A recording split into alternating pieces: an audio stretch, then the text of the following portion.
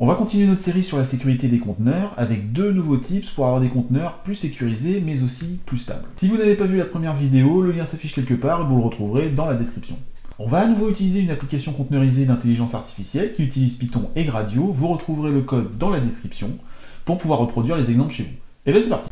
Donc pour rappel, l'application d'exemple est composée de deux conteneurs. Vous avez Gradio Backend qui sera une application Gradio d'intelligence artificielle et le Nginx qui sert de frontal. Vous avez un Docker Compose qui permet de démarrer le tout. Vous le démarrez avec Docker Compose Hub Build. Toutes les explications sont dans la vidéo précédente. Vous accédez ensuite à l'application sur localhost 8443. Il y a une authentification dont on a parlé dans la vidéo précédente aussi. Donc j'ai redémarré ma stack là, et on va aller regarder quelque chose. Donc on va se connecter sur le conteneur. Donc là je me suis connecté sur le conteneur Secure Container Nginx. Donc c'est le conteneur qui a démarré ici, qu'on retrouve dans ce dossier là. Et on va regarder ce qui se passe. Il se passe que nous sommes l'utilisateur root. Et ça, c'est un problème. C'est un problème parce que notre conteneur Nginx, il n'a pas besoin de tourner avec l'utilisateur root. Il a simplement besoin de tourner avec un utilisateur qui est autorisé à démarrer Nginx. La réalité, c'est que quel que soit votre conteneur, que ce soit du Python, du Java, du JavaScript, du Node.js, vous n'avez pas besoin d'être root sur votre conteneur. Il existe des cas où on peut avoir besoin d'être root sur le conteneur. Ici, il n'y a vraiment pas besoin. On est sur un Nginx 1.27. C'est un service qui peut démarrer avec un autre utilisateur, et comme vous le savez peut-être, quand on démarre un service, on le démarre avec un autre utilisateur. Donc on n'a pas besoin de démarrer notre conteneur avec l'utilisateur root. Autant il y a des choses qui changent quand vous êtes entre les conteneurs et les serveurs dédiés. Là, il y a quelque chose qui ne change pas, c'est que ici j'ai démarré un processus avec le user par défaut. C'est à peu près la console qu'aurait un attaquant s'il arrivait à attaquer notre conteneur. C'est-à-dire qu'à partir du moment où il arrivera à exploiter une faille de Nginx pour obtenir un shell, donc la possibilité d'exécuter des commandes, il pourra les exécuter avec l'utilisateur root. Et on voit bien qu'à partir du moment où on est avec l'utilisateur root, il y a énormément de choses qu'on peut faire qu'on ne devrait pas pouvoir faire quand on est avec l'utilisateur, par exemple, de Nginx. Par exemple, je peux rajouter un user. Voilà, je vais faire un add user evil. Voilà, bah ça va fonctionner. Voilà. Donc ça va fonctionner puisque je suis root sur le conteneur. Alors un autre exemple problématique qui peut être causé par le fait d'être root, alors que c'est des autorisations qui sont complètement inutiles, c'est sur le conteneur Gradio. Donc là j'ai matérialisé un shell qui est démarré avec l'utilisateur root. On va commencer à chercher des fichiers JavaScript. Donc on voit qu'il y a un dossier app, etc. qui est dans Python, avec ceci, et dedans il y a les fichiers JavaScript, et c'est les fichiers JavaScript qui sont ici. Donc on voit que si un attaquant a l'autorisation pour les modifier, on va regarder ce qui se passe. Donc je vais faire un echo, on va faire une alerte, et on va dire, ben voilà, tout est fait poney. Donc plus d'informations sur le JavaScript dans la vidéo qui est dédiée, donc sur les attaques de XSS. Donc on va voir que là, à partir du moment où je rajoute du code JavaScript, eh bien, j'ai la possibilité d'attaquer l'utilisateur en exécutant le code JavaScript que je veux. On va choisir un fichier. Prendre celui-là, index DZ8, index DZ8, voilà. Et donc j'ai mis un alert pawn dedans. Et quand je vais recharger ma page, il va peut-être falloir que je fasse un rechargement sans cache, on voit que mon code JavaScript a été exécuté. Donc le fait d'avoir été root sur mon conteneur m'a permis de modifier des fichiers JavaScript, et ces fichiers JavaScript, en les modifiant, je peux attaquer mon utilisateur. Et j'ai pas besoin de redémarrer le conteneur. Donc à l'inverse, je vais me connecter au conteneur Nginx et je vais regarder ce qui se passe si je modifie le fichier de configuration. Donc vous voyez, là je vais aller dans conf.d. Alors je peux pas l'effacer parce que Nginx a pris utilise ce fichier-là. Par contre, je pourrais faire un echo toto dans ce fichier. Ça fonctionne. Et donc mon conteneur, maintenant, il est dans un état entre guillemets dégénéré, puisqu'il ne fonctionne plus là. Il ne devrait plus fonctionner. Mais comme il a déjà démarré, comme il a déjà chargé ce fichier, il faudrait redémarrer le conteneur pour que l'attaque fonctionne. Alors, si je retourne sur mon Nginx, donc là vous voyez, je suis sur localhost 8443, donc je vais passer par Nginx, et ben on voit que ça fonctionne quand même, puisque le fichier a été chargé. Donc effectivement, il y a des choses, des fichiers, en les modifiant avec l'utilisateur root, le conteneur va continuer à fonctionner, et il faudrait le redémarrer pour qu'il se mette à nouveau à ne pas fonctionner. Par contre, étant donné que c'est un volume que j'ai ici, vous voyez, j'ai modifié mon fichier default.conf sur mon poste. Donc il y a quand même eu un impact. Donc cette attaque, elle a quand même eu un impact. Donc le fait d'avoir été root sur ce conteneur a permis de faire des modifications qui ont des impacts et qui pourraient être problématiques. Donc comme je vous le disais, vous n'avez absolument pas besoin d'être root avec ce type d'application. À partir du moment où vous avez une application avec ici un back-end, ici un front-end Nginx, tous ces services-là, ils n'ont absolument pas besoin d'être root pour tourner. Ils peuvent très bien tourner comme on démarre un service sur une machine dédiée, c'est-à-dire avec leur utilisateur. On va même essayer d'aller plus loin, puisqu'en réalité, dans un conteneur, si on veut que notre conteneur soit bon pour être déployé dans Kubernetes, il faudrait qu'il soit capable de tourner avec un utilisateur totalement random. Et on en reparlera dans la série sur Kubernetes. Alors comment on va faire déjà pour notre conteneur Nginx? Alors une fois n'est pas coutume, on va aller lire la doc. Donc là je suis sur la documentation du Nginx officiel, puisque c'est l'image, pour rappel, que l'on utilise ici. Donc on utilise l'image Docker.io library Nginx. Docker.io library, c'est ce qui est réellement appelé quand vous tapez l'image Nginx. Donc moi j'aime bien mettre le truc au complet. Comme ça, si on est sur un autre type de conteneur, eh bien ça va fonctionner. Il y a justement dans la documentation quelque chose qui nous explique comment démarrer Nginx en un user non root. Alors il y aura plusieurs choses à faire pour que ça démarre en user non root. Il va d'abord falloir lui dire, ben voilà, le PID, tu vas le mettre ailleurs. Et il y a plusieurs fichiers où on va lui dire de les mettre ailleurs. Donc on va les mettre dans /tmp, puisque /tmp, c'est un système de fichiers qui est monté en mémoire et donc qui est toujours inscriptible, puisque c'est là qu'on écrit les fichiers temporaires. Donc il faut toujours que ça, on puisse écrire dedans, même avec les options de conteneur où on peut écrire nulle part, ce dont on aura l'occasion de reparler quand on parlera de Kubernetes. On peut forcément écrire dans TMP. Donc on va mettre tout ça dans TMP, et ce serait sur un serveur, ce serait probablement dérangeant, mais là ce ne sera pas un problème, puisqu'un conteneur c'est éphémère, donc il écrira dans TMP, et en plus ça devrait aller plutôt vite, puisqu'on va écrire dans la mémoire. Donc j'ai récupéré le Nginx tel qu'il est à la base dans le conteneur, et j'ai fait les modifications qui sont préconisées dans la documentation. Donc j'ai changé le PID, j'ai rajouté ce bloc-là, donc en fait ça va faire que la plupart de ces fichiers seront directement montés dans TMP, enfin ils seront écrits dans TMP, TMP que je suis sûr de pouvoir écrire dedans, puisque c'est un système qui est monté dans la mémoire. Donc tout conteneur peut écrire dans le dossier TMP. Et comme c'est quelque chose d'assez éphémère, un conteneur, ça ne me pose pas de problème qu'il soit dans TMP. Si mon conteneur redémarre, eh ben, c'est pas grave, parce que de toute façon, ces fichiers sont temporaires et seront perdus. Une fois que j'ai fait ça, je monte Nginx de cette manière-là. Donc je monte le fichier nginx.conf de cette manière-là. Et je vais créer un Dockerfile très simple. Je vais simplement me baser sur l'image et je vais juste rajouter user1234. Alors je pourrais le faire ailleurs, mais moi j'aime bien le faire ici, comme ça je suis sûr que mon conteneur, quand il démarrera par défaut, il démarrera avec un user.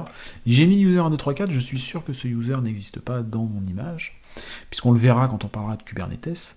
C'est très important que on puisse démarrer un conteneur avec n'importe quel utilisateur si on veut vraiment avoir un conteneur sûr et de qualité. Alors ben c'est parti, on va démarrer notre stack, donc je vais faire un docker compose build, et on voit que notre conteneur Nginx démarre correctement. Et si jamais je vais aller voir le processus qui est à l'intérieur, cette fois-ci, au lieu d'être root, je suis bien le user1234, et on voit que c'est un user qui n'existe pas, I have no name. Si je fais un cat etc password, on voit qu'il n'y a pas de user 1234 qui existe ici. Donc ça me rajoute une couche de sécurité, puisqu'il n'existe très peu de fichiers que je vais pouvoir écrire. On va d'ailleurs vérifier ça, là. Je vais chercher les fichiers dans lesquels je peux écrire, et on voit qu'il y a vraiment très peu de fichiers où je peux effectivement écrire. Il y a les fichiers proc ici, il y a les fichiers qui sont dans dev, et j'ai ces fichiers-là, puisque on va voir tout de suite pourquoi je peux écrire dedans, et pourquoi je ne devrais pas pouvoir écrire dedans.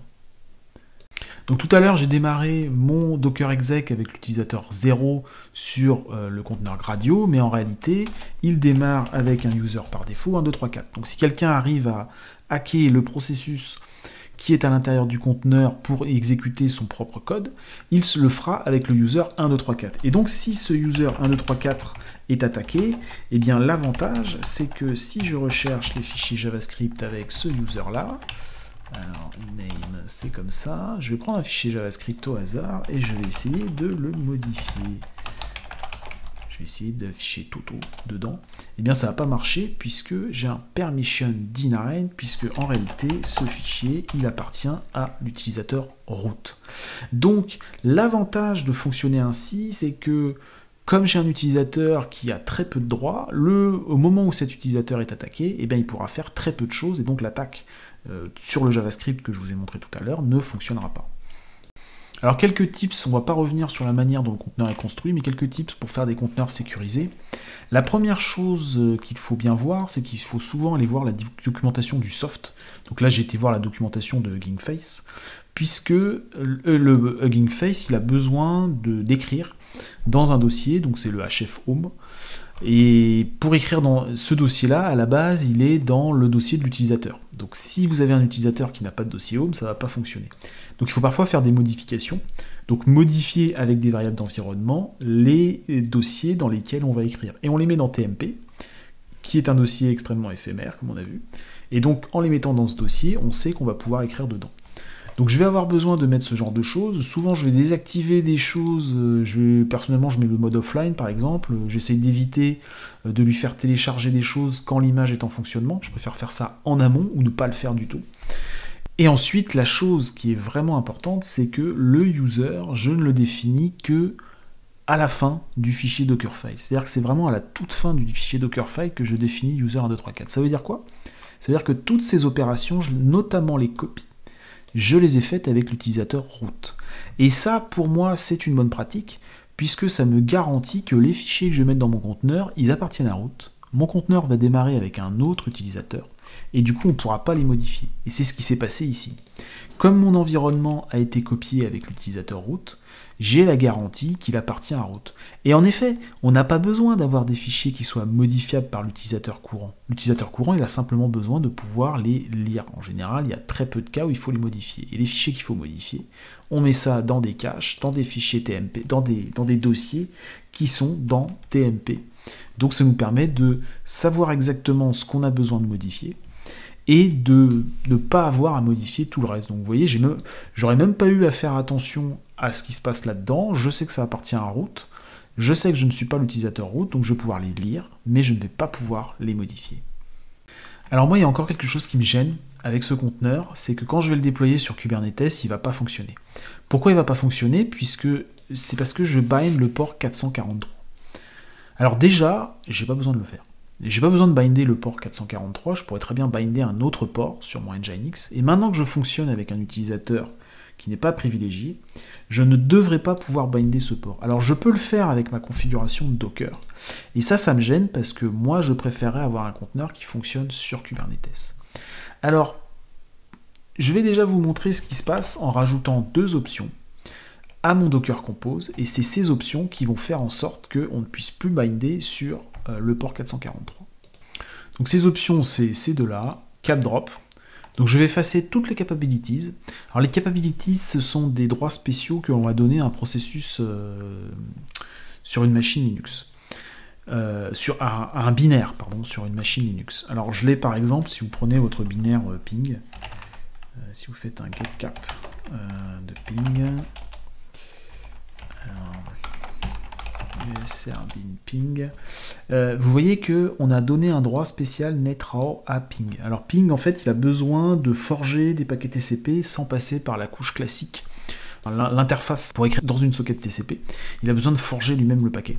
Et pour forger ce paquet, il a besoin d'un droit spécial. Et bien, plutôt que de lui donner des droits élevés, c'est-à-dire de lui donner un SUID, on va juste lui donner l'autorisation de faire cette action-là. Donc toutes ces capabilities, elles permettent de faire diverses choses. Donc ça peut permettre de débugger un programme, ça peut permettre de démarrer un processus avec un port qui est en dessous de 1024. Donc vous voyez, si par exemple je fais un N4 LVP et je vais écouter sur le port 80, et ben j'ai un permission denied, puisqu'en fait il faudrait que je fasse ça en sudo ou que j'ai les capabilities pour le faire. Donc les capabilities, c'est tout ce qu'on va donner comme autorisation classique à un conteneur, c'est des autorisations pour faire certaines actions précises. Donc ce qu'on va faire là, c'est qu'on va toutes les effacer. Et c'est probablement ce qui va se passer quand vous allez déployer votre conteneur dans Kubernetes. Par défaut, on va vous dire, tu n'as pas besoin de capabilities, tu n'as pas besoin de faire d'actions spéciales autres que ce qu'on t'a donné, c'est-à-dire démarrer ton service et fournir ton service. Donc on va toutes les effacer. Et j'ai rajouté ceci pour bien matérialiser le fait que les ports qui sont en dessous de 1024, on ne peut pas binder dessus, et sur Kubernetes, on ne pourra pas binder dessus. Ça va permettre à mon conteneur de démarrer dans les conditions dans lesquelles il sera quand je serai sous Kubernetes. Donc maintenant, je vais redémarrer ma stack. Alors, on va faire un Docker Compose Up. Et vous voyez, ça ne fonctionne pas. Le bind a été refusé. J'ai bien un permission denied. Alors ça, c'est assez facile finalement, une fois qu'on sait pourquoi on a ce problème à corriger. Je vais dire, ben voilà, tu vas binder sur le port 8443. Donc on va relier le port 8443 de ma machine au port 8443 de mon conteneur, et bah, je vais changer le soft, puisqu'il va falloir que le soft qui est derrière, donc là ici il y a Nginx, il écoute lui-même sur le port 8443. Donc on va recommencer notre test, alors c'est parti, et là ça fonctionne, puisqu'on bind sur un port qui est au-delà de 1024. Donc il a fallu que je rajoute cette option. Personnellement, je préfère toujours faire ça au moment où je conçois mes conteneurs, puisque je sais que quand je vais arriver dans Nginx, je n'aurai pas besoin soit de donner une autorisation exotique à mon conteneur, ce qui n'est absolument pas ce qu'on veut faire, et surtout qu'on n'en a pas besoin, et je vais savoir que je vais fonctionner en conditions réelles. Donc prenez l'habitude de toujours binder sur des ports qui sont au-dessus de 1024 quand vous faites vos conteneurs non-root, même si Docker peut vous permettre de le faire. Il vaut mieux mettre cette option. Personnellement, je préfère toujours mettre ça. Également le cap drop. Comme ça, quand vous arriverez sur Kubernetes, vous êtes sûr que vos conteneurs fonctionnent. Alors, vous vous souvenez peut-être qu'on a regardé tout à l'heure, on a essayé de faire un find et on a regardé les fichiers dans lesquels on pouvait écrire. Et on s'est aperçu qu'il y a des fichiers qui sont quand même importants sur lesquels on peut écrire. Alors je vous disais tout à l'heure que si je modifie mon nginx.conf, ce fichier-là, il faudra redémarrer le conteneur pour que l'attaque fonctionne. Mais le problème, vous voyez, je vais faire un echo toto par exemple là-dedans, dans mon fichier nginx.conf, si je suis sur Kubernetes justement, ou sur une stack qui est distribuée avec un autre type d'orchestrateur de conteneurs, eh bien ce fichier-là, il serait monté sur un volume.